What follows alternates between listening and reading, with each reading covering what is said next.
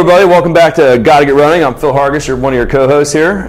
We had such a great guest last time. Brian Sell joined us, and we spent the entire half an hour just flew by talking about Brian and all the great things that he's accomplished as a runner, about Beijing and the Olympics.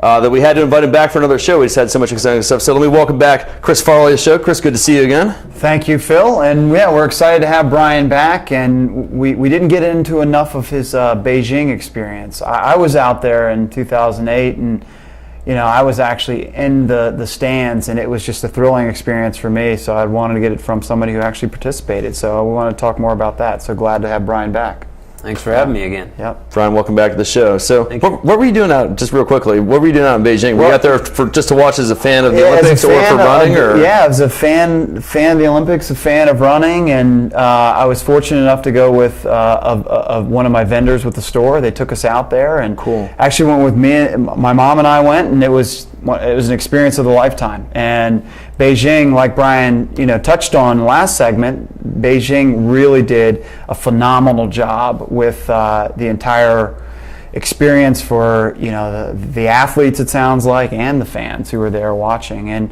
one of my highlights was being in the bird's nest in the stadium and watching these guys on the big screen as they ran the Olympic marathon, and continuing to see all the guys from the U.S. move up and work their way up till we got a 9th place finish, and I guess Dathan Ritzenheim, and 10th place finish in Ryan Hall, and 22nd place was Brian Sell. So I'm glad that you came back, and I wanted to touch a little bit on that with you and tell us about it. It was a hot day, so your plans probably changed. You came in with a 2:10 marathon PR. You probably weren't thinking that was in the cards for that day. So tell us a little about your plans and how it played out there.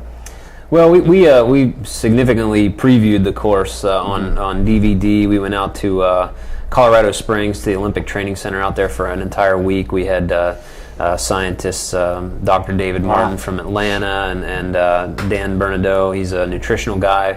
A bunch of different people giving us input on the course, what we could expect. So we went through pretty much every facet of the race out there over the course of the week. And then I went back with Kevin and Keith, my coaches, and we sort of worked out a plan as to what we thought would be a feasible goal. And it was very sort of flexible in terms of what the temperature was going to be on the morning of. So we kind of set something up where if it was 70 degrees, we wanted to run X. If it was 80, Y, and 90 or above, Z type of thing. Right. And I figured I was going to try to run right around a 2:13. The course in Beijing was pancake flat. There was very few hills, just some small grades here and there. But it was going to be hot, so the 2:10:47 being my PR, I figured add about 3 minutes for the heat, and that should be about a sort of a PR effort on a day like an 80-degree day or so, right around there. And so that was the plan going in. I executed it pretty well through 21 miles or so, and then just sort of hit the wall a little bit. Stefano Baldini, the gold medalist from 2004, was running right with me and another guy from Russia, and those two sort of took off and ran the exact race that I wanted to run. I wasn't able to quite hang on there for the last 4 miles. I ended up running 2:16, so a little bit off my goal. My two big goals were right around a 2:13, in the 2:13s, and top 20 finish. So I was just outside of that in both sides there, but it's still a good experience nonetheless. I think Baldini ended up 12th, so if I could have stuck on with him, I would have been 12th or 13th. We would have been 10th, 11th, 12th, something like that. So that would have been ideal, but just didn't quite have it that day. Well, not quite having it and still coming in 22nd is amazing. We look at where marathoning was in the 2000s, and we had one Olympic marathoner in Rod DeHaven who made the team, and he probably finished in the 40th. Was that something in your mind going into it? Did you guys get together, you, Ritz, and Hall, and talk about, we really want to collectively come together and, really do good for really your country? Oh, absolutely. It's a totally different playing field when you put that USA jersey on. I mean, that's bigger than any sponsor or anything like that. Is when you put the American flag on your chest. You know, it raises it to another level for sure. And I think that's universal across the board for anybody running or jumping, competing for the U.S., whether it be the basketball team or anything, hockey team. It's always going to be, you're always going to give it that little extra when you got the USA jersey on.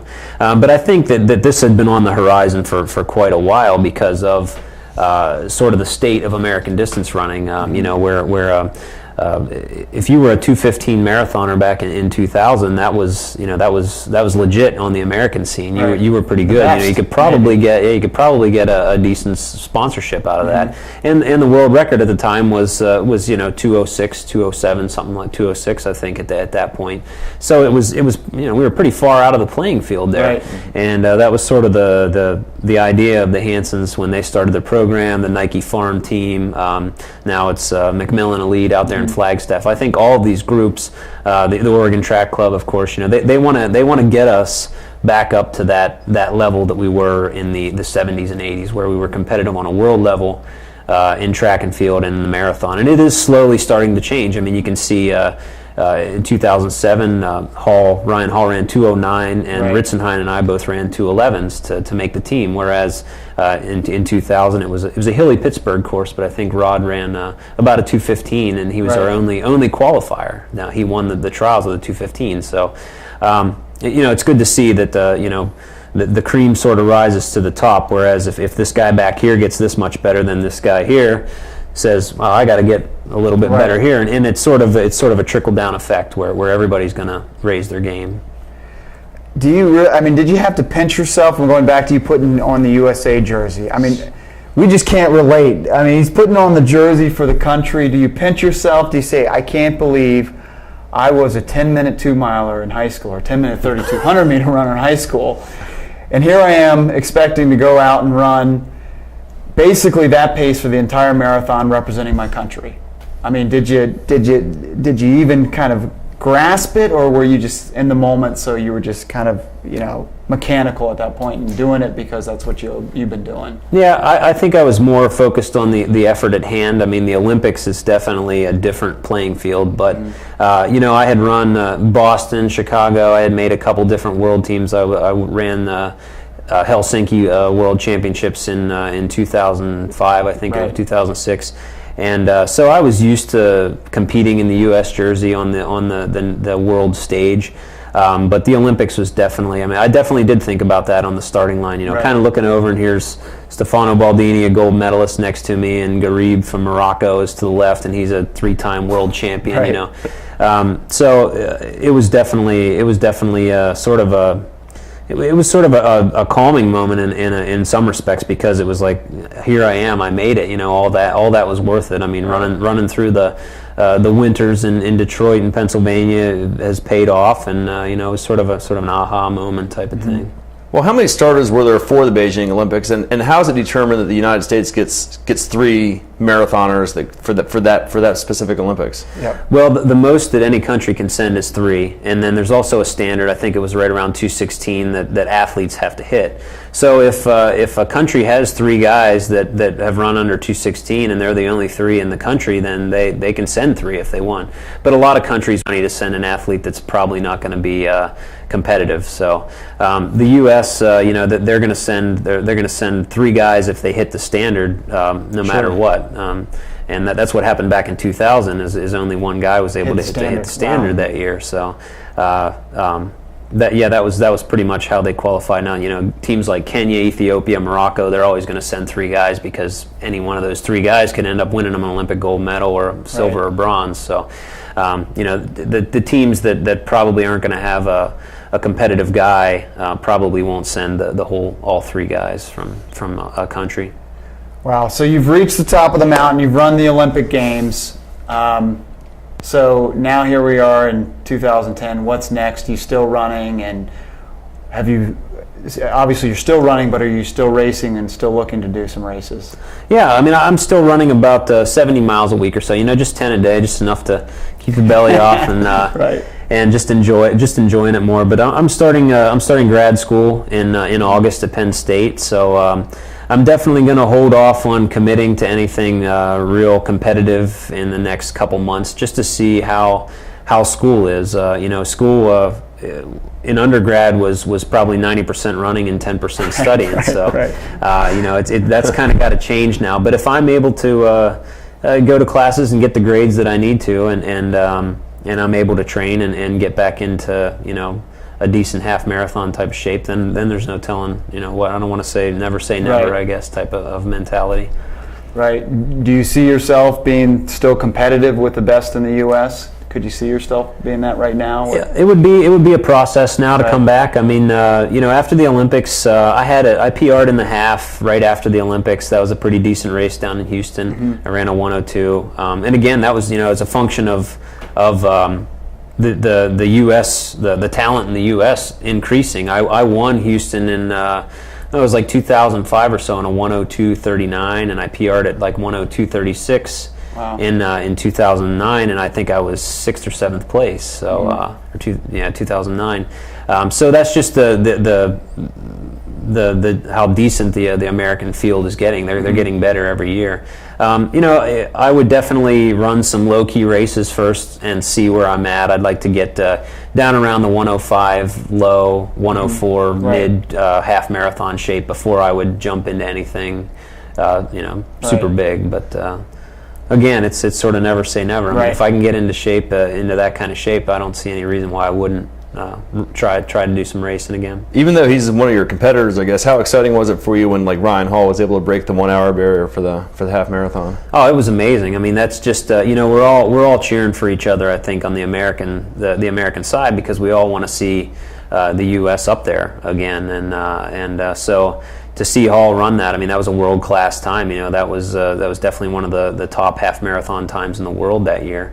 And so, I mean, I think everybody was rooting for him. Ryan's a really good guy. All the guys I met over in Beijing were great guys. I played some cards with George Torres, Ritz, Yeah. and Abdi and Bernard Lagat, and they're all great guys. They're just like me. There's one thing before when I was sort of on the outside looking in, I looked up to these guys like they're like inhuman.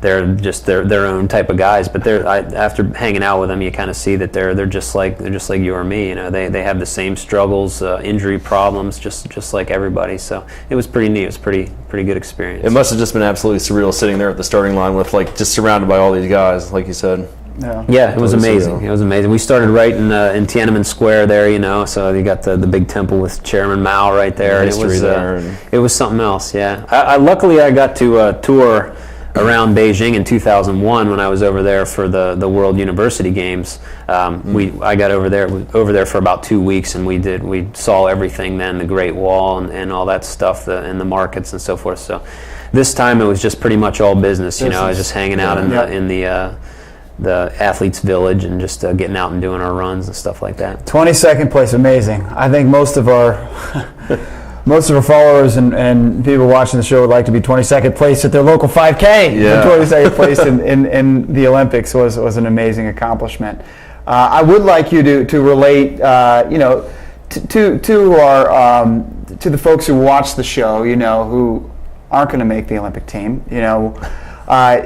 What are some tips? I know high mileage is one of the things that has made you so good, but other things, can you touch on some other things that you could relate to, to our average runner just trying to complete a 5K that you do? Yeah, well, I mean, I think it's whatever you believe works for you. I mean,